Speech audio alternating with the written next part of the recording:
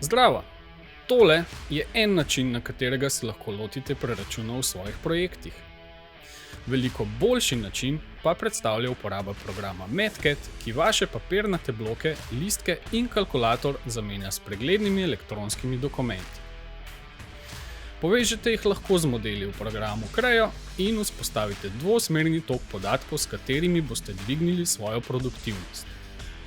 Klemen, pokaži nam, kako povežemo Creo z MatCatom in se znebimo kupov na mizi. Lepo pozdravljeni.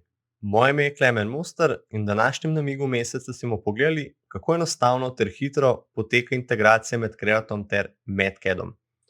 Na svojem zaslonu imam trenutno odprt program PTC MatCat, znotraj katerega imam narejen preračun zmeti, pri katerem smo preko teh vhodnih podatkov pridobili optimalne dimenzije zmeti, s katerimi si sedaj želimo krmiliti geometrijo znotraj Creota.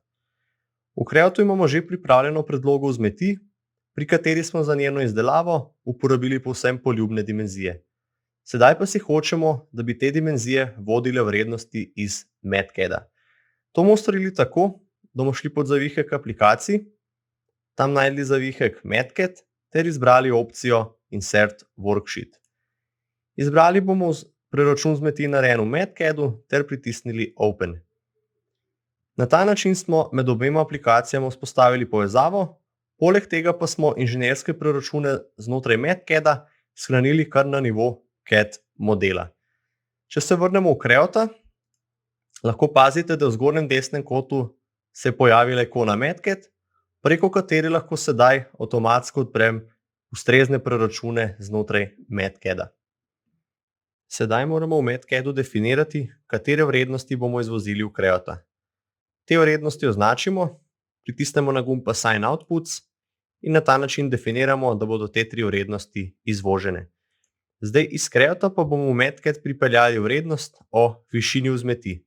Zato tale podatek označimo ter pritisnemo na gumb Assign Inputs. Na ta način pa smo temu podatku definirali, da je ta podatek uvožen. Če pritisnemo na gumb Show as List, lahko vidimo vse te stvari, ki smo jih definirali, poleg njih pa lahko tudi definiramo, kako se bodo te vrednosti imenovale znotraj Creota. Ko to naredimo, pritisnemo na gumb Save and Push in željene podatke potisnemo v Creota. Če zadeve sedaj pogledamo še v Creotu, pod parametre, lahko opazimo, da so se ti podatki zares prikazali tudi v Creotu in jih bomo sedaj v obliki parametrov zapisali oziroma uporabili pri relacijah. Zapisali bomo 4 preproste relacije. Prva relacija, ki bomo zapisali, bomo rekli, da je premer žice v Creotu enak premeru žice oziroma izračunanemu premeru žice iz MatCata. To vstavimo v relacije. Zdaj ostale 3 relacije bom kar skopiral. Pri teh relacijah sem še zapisal oziroma definiral polmer vzmeti, višino vzmeti, ter na koncu sem še definiral, preko katerih podatkov naj se v MatCat zapiše podatek o višini tele vzmeti.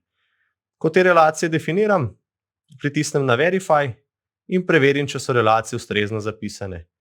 Zadeve potrdim, vzmet regeneriram in vidite, da sem jo vzmet posodobila z novimi vrednostmi iz MatCata. Če sedaj vse skupaj odprem še v MatCatu, dajmo uvoziti še nov podatek o višini vzmeti notri, pritisnemo Update Inputs in novo višino vzmeti sem jo tudi zapisala v MatCat. Zdaj, če vhodne podatke spremenimo, naprimer, dajmo tole spremeniti, pa še tole, sprav vhodne podatke spremenimo, takoj dobimo nove dimenzije vzmeti, ki jih sedaj lahko na novo potisnemo v Creota. Če zadeve regeneriramo sedaj v Creotu, vidite, da sem jo vzmet posodobila z novimi rezultati. Če vas zanima še kaj več o MatCatu, obiščite spletno stran www.matcat.si.